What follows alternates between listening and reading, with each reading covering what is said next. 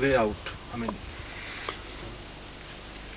but this is where I feel that this whole environment business is bound to change our worldview. Either it changes our worldview, or we run into chaos. Because the environment is forcing it upon our attention that we have to be a little altruistic. We cannot be, as all our present training is, to be as selfish as possible. I'm going to get to the top. I'm going to earn the most. I'm going to have the best. And damn everybody else.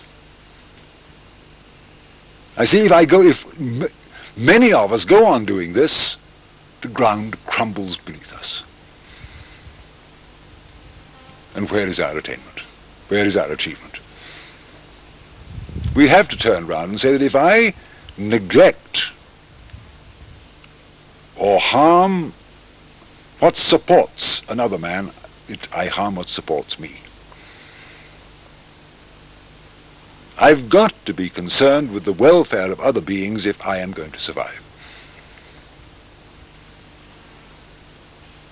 That may be only enlightened egotism, but at least it's better than just sheer blind selfishness. But something of this sort has to come in.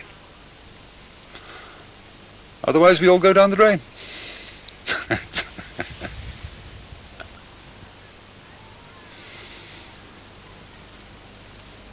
No, the practical point about all this is that, I mean, even you people,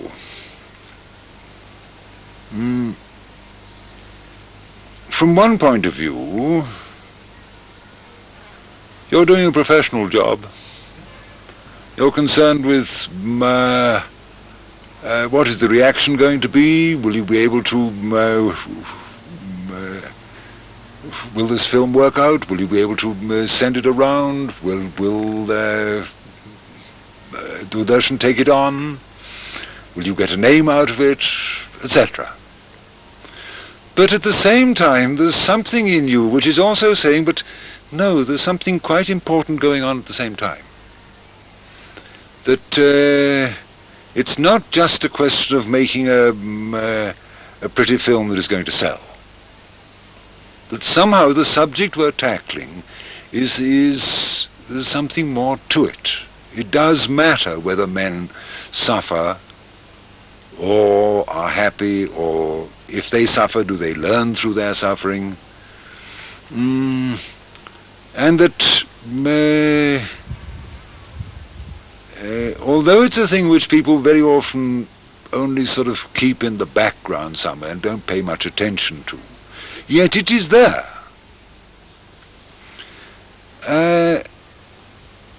Because if it's not there, if nothing matters at all, then what are you doing?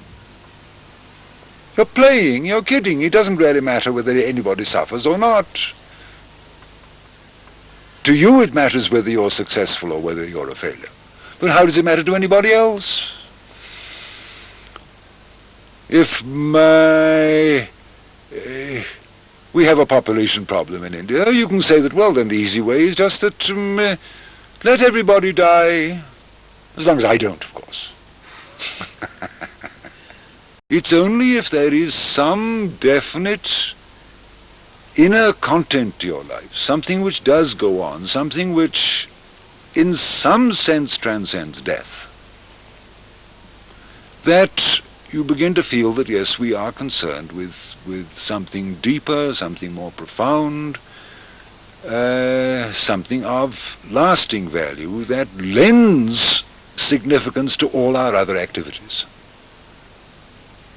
Now, I don't pretend that everybody in the world should turn spiritual overnight, but some people who feel this more strongly than others are going to start feeling that, look, if this is real, and at the beginning it's always if, then I must be able to find it. And some of us feel that we cannot, as it were, abide this life without the certainty that this is true, and we're going to devote our lives to it. And it's not just a question of thinking, it's a question of coming to terms with the only source of first-hand experience. I tell you something, I can go on talking like this, I can bring up all sorts of references to all kinds of spiritual teaching and different religious views and philosophical views and all sorts of things, a whole battery of them. But that's all second-hand. I can tell you of my own experience. To you, that is second-hand. I say, I may have fought a way through the jungles of my mind to find something beyond it. But that has left no track in your mind.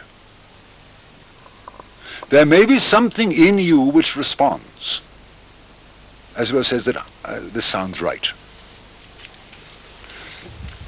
But then it is up to you to do something about it, to try and find this as as experience, not as hearsay. Typically, the temple is the symbolic center of the divinity. He's been established there.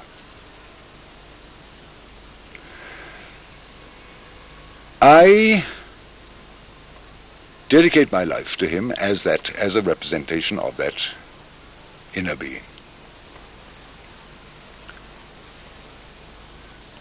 I make all my life here dedicated to him. The farm is for him, the food that is grown is for the temple bhog. We take the prasad, tika, but the central thing is him. It's not, seva is not just what you do in the temple, puja and arati and this sort of thing. Those are useful daily reminders.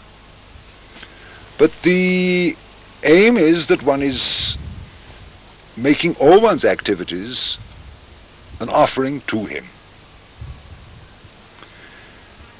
In that sense, my life is going round him.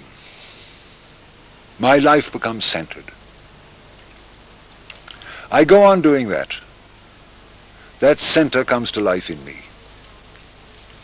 If I live a centered life, the true meaning of it is that I become centered. From that point of view, then, that it doesn't matter where I go outside. I haven't left him behind. He's here.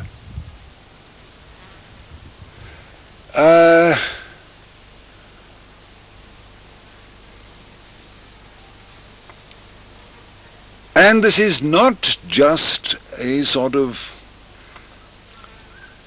spiritual abstract, something which is separate from life. If it's the center of me, it's the center of everything. It is not that I'm being spiritual when I'm sitting and doing dhyan, and not when I'm digging potatoes. I must not be the sort of person, if I am truly centered,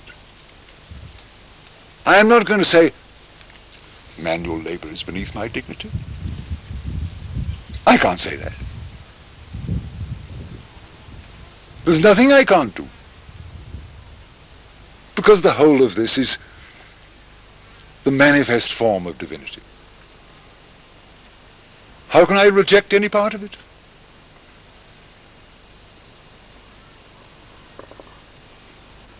This is all part of the life here.